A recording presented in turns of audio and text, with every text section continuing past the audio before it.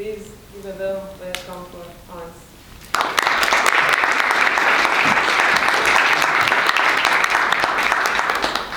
Thank you, Maria. Thank you, Peter.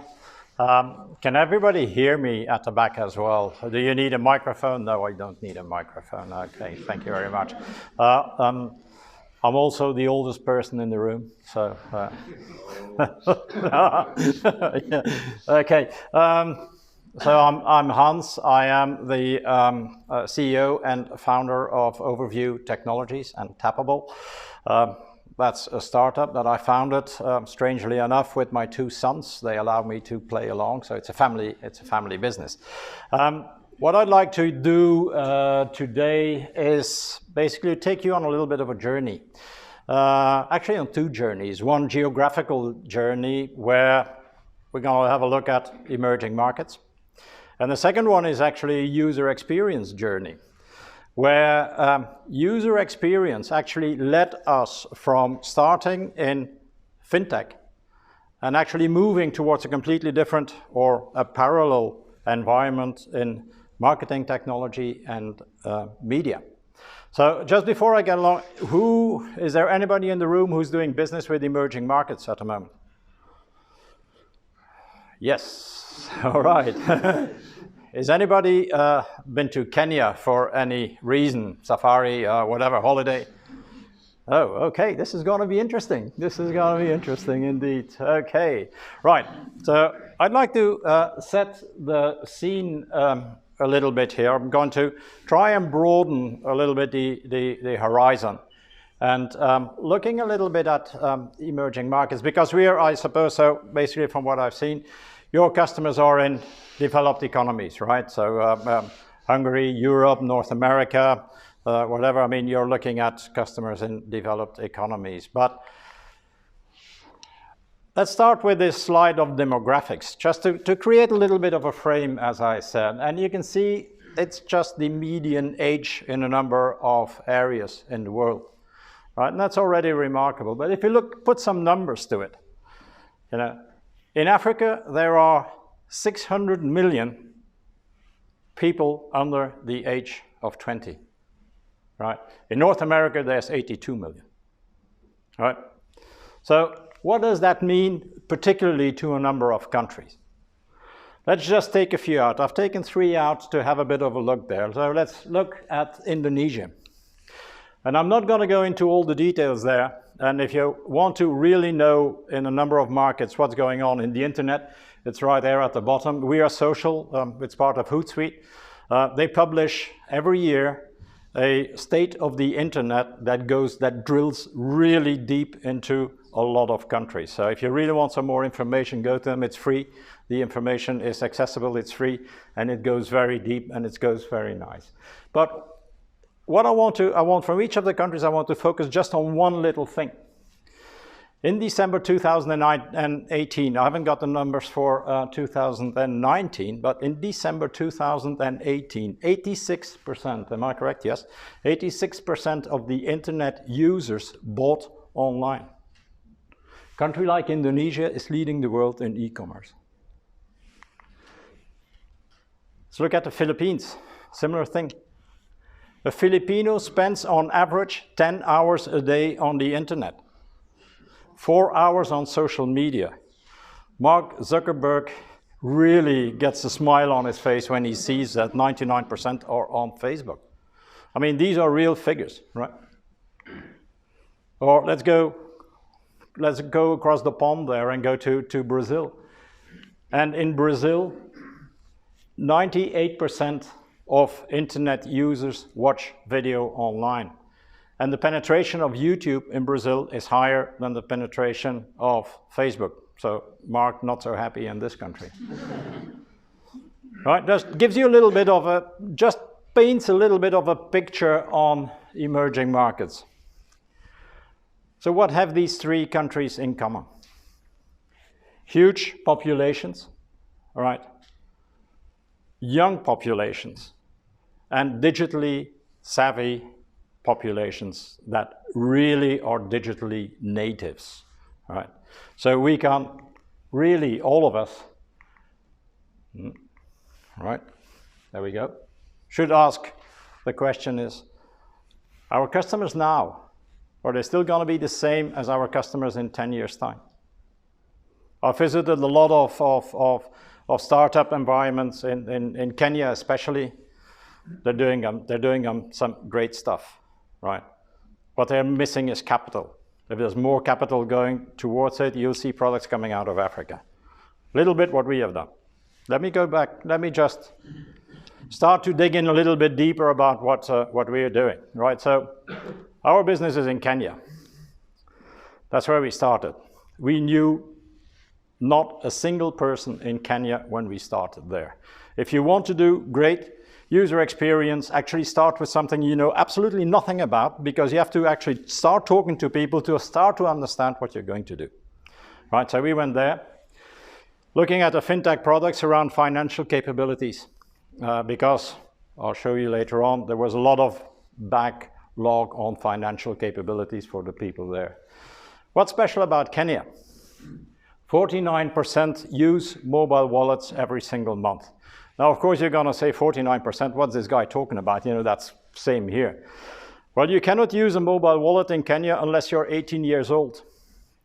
And the median age in Kenya is 17.8. So that means that 100% or nearly 100% of the people in Kenya, of internet users in Kenya, use mobile wallets every single month. Just mobile money. I just want to recap a little bit what mobile money is about, right? Because a lot of it has been, there's a lot of talk about mobile money. Just to recap very shortly what it is about. Mobile money is digital cash. It's as simple as that, right?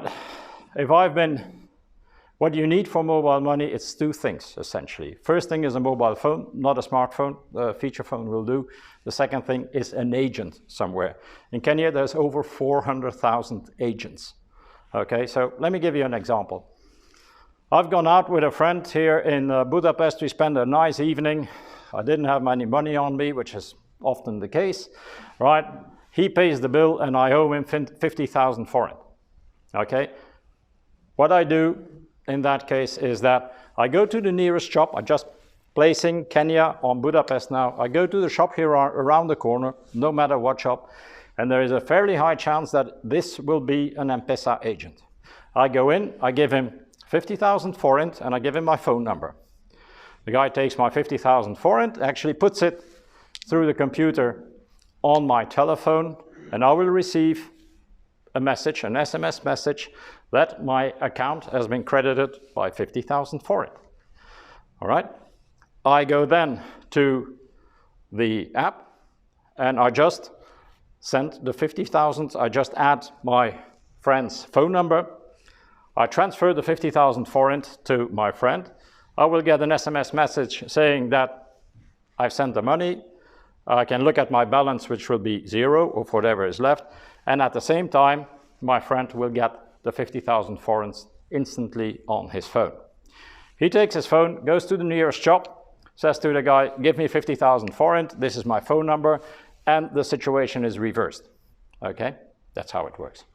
Sending money in Kenya, even through feature phones, is as simple as sending an SMS. Safaricom, with M-Pesa, have at the moment over 75% market share of the mobile money market in Kenya. Their profit in 2018 was $680 million US. They're doing well. For mobile money is owned and operated by telecom operators. This means that all these transactions are completely unnoticed. They go completely under the radar of banks. Banks have got no view whatsoever on what's happening. I just read recently that the transactions, mobile money transactions in Kenya are higher than the GDP. I mean, this is what it is, and it's all under the radar. Over the last 3 years, there's been a lot of mobile lending, digital lending going on. And 35% of mobile money users now take out short-term loans. And I mean 2 weeks, generally, 21 days at the max. On average, $24. On average, the transaction fee, this is per transaction, 15%. That's where the $860 million come from, profit for Safaricom. Right? Quite huge. So if I take a loan, I go to Mshwari, which is part of M-Pesa. I ask for a loan of $10. It's agreed.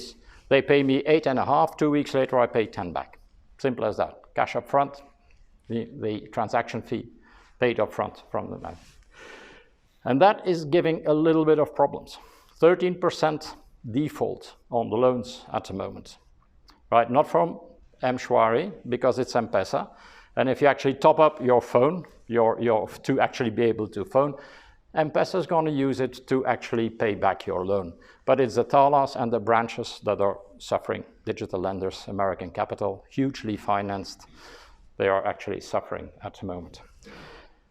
And then I come back to a little bit of our activities, which is the 25% of the mobile money transactions actually go towards buying airtime. We pay our telephone bill at the end of the month, right? It's generally on an automatic service there. People buy every single day. 25% of the transactions are for buying airtime. Let me introduce you to Paul. And Paul is an actual one of our customers. This is a photo that we took in Kenya. And Paul is really the top example of the working class Kenyan. 78% of Kenyans work in the informal economy, meaning that they have not got any fixed salary, and their income fluctuates from day to day. And Paul is a driver. So he works for Uber, he works for Bolt, he works for Little Cab, which is a local driving service, and he switches between the platforms to actually find the best rides at any time. He is being paid by his customers to a large degree in mobile money transferred to his phone. So his smartphone is really the nerve center of his business. Without his smartphone, he has got no income.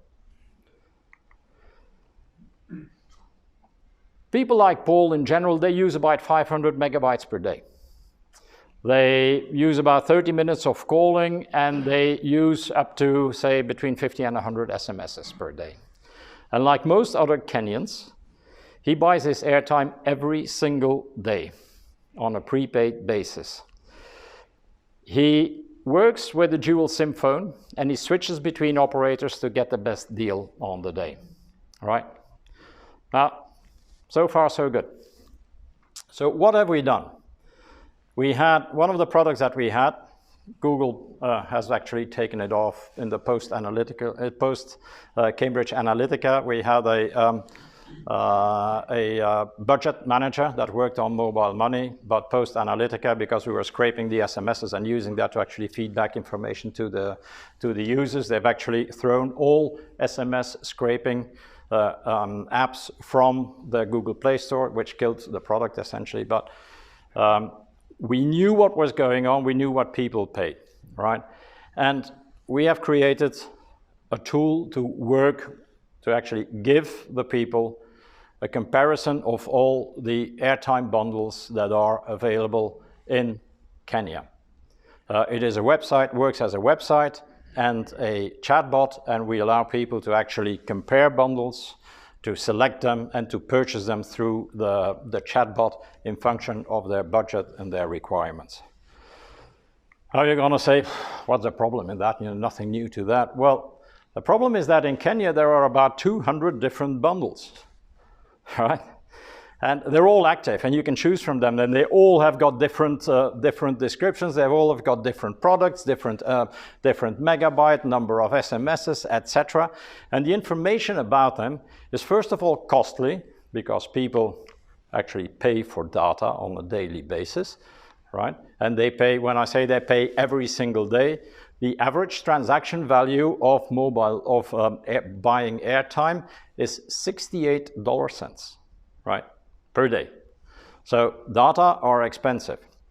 And the information is not only difficult to get, expensive to get, but it's also misleading. I often say if European telecom operators were to put out the information that Kenyan mobile operators are actually putting out, the entire management team would be in jail. I mean, I'm not joking, right? It's scandalous, some of the stuff that they are putting out. So Boost is actually a website. We've created a very simple, a very clean-looking website that lists every single bundle that is active. We wrote a review of every single bundle that is active, and we give there a very objective view on that, listing the pros and the cons. So, all very simple. Next, we actually link that website to a chatbot. Why a chatbot? Again, because it's the cheapest data. Our customers are 18 to 25 years old. They're all on Facebook Messenger. So we put the chatbot on Facebook Messenger, and there people can simply go on there, select the amount of data they want to use, the period, the time, the duration they want to use it, the number of SMSs, and the number of minutes they want to call, right? And the chatbot is just going to take them through the entire process. And in the end, they can read the reviews, they can do everything, and they can actually then purchase a bundle through us, and we will put it immediately to their account. So you're going to say, all right, so what's all this fuss about user experience that you're talking about, and this pivot and everything? Well, this is it, right? How do you actually communicate to an 18 to 25-year-old that's continuously on Facebook about stuff like this? Right? It's not easy. If you put up 800-word blog posts or 800 words text like this, well, good luck. We tried it. We didn't really make it. Okay, so we had a bit of an issue there, a big issue, a big user experience issue. So we started looking around. We started actually playing around with a lot of things, infographics and stuff like that, and all that didn't work. Absolutely no work. So we started looking, you have to make this a lot more visual, right? We have to actually condense our content to as short as possible, make it visual, and actually start communicating like this. So at that time, that was about August 2018. Charles, our CTO, and my son, he heard about AMP stories. So the Google AMP technology that was going to be applied to stories, which was at that time in a very experimental phase. Meaning that actually you're creating websites that look like stories. So we started playing around with it, as you can see there. And, well, I can show you the results. Session time of blog posts, 20 seconds. Kenyans are not speed readers. Believe me, I try to convince myself, they can read very fast, but it doesn't work, right? They're not speed readers. Stories, 220 seconds, overnight. Continuously so. We engage. It's a way to engage. It's visual, content is short, concise, and to the point, right? 87% completion rate. People go to the end of the story. So, eureka, we found it. Bit of a problem though. Every single story took us about 5 days of hard coding. And that's not very scalable, is it? So we decided that if we wanted to use this technique, which obviously worked, we would have to take a step back and start actually creating the tool to be able to make it so that we could actually create more content in that format. And that is when we decided to start building Tappable. And Tappable is, as Maria came to talk about, actually a tool, a SaaS tool that allows you to create stories. Actually, that allows you to create websites that look like stories. So why? Let's try and expand a little bit the framework from the emerging markets to everywhere, really. It is obvious that in the emerging markets, where 98% of the internet access goes through mobile phones, through smartphones, it is very obvious that the story format is exceptionally suited for that. But the same starts to happen over here, right? I think I read that in 2019, The internet access from smartphones is now up to about 53-54%, and that's global. And that in a lot of European countries, and depending on your business you're in, media is over 70% in most of the countries. If you read the news, you're going to do it on your smartphone. I mean, the same is coming here. Why AMP? Well, there is an enormous difference in size of smartphones, especially in emerging markets. Because in emerging markets, here we throw our phone away after 1 year, after 2 years we take a new one. In emerging markets, people are actually buying third-hand $30 phones that are 5 years old and they still work. So we found out, we measured that the screen sizes of phones are actually between 3.5 and 6.5 inches. So what AMP is doing is actually, it is a responsive. It's a complete responsiveness. So if you're actually looking at social media, and that's an example of social media, and people that have a new smartphone, one of those OnePluses that are kind of like a meter long and very thin, you know, you will have found that in half, in 1/4, in about a third, or of those media, social media posts, half of the text or parts of the text are cut off.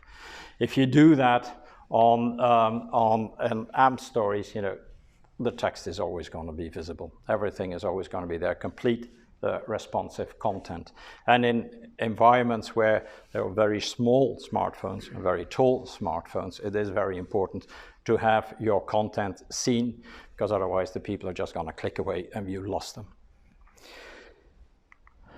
Let's look at network infrastructure. Of course, this is emerging markets. This is a little bit different from here, but still, I think in a lot of areas in Europe, our country home in Belgium, I have hardly got 3G, right? So mobile infrastructure is very slow in Kenya. It's actually limited to the big cities and to the connection to the main roads that connect the big cities, right? And this is what's happening. AMP stories are preloaded.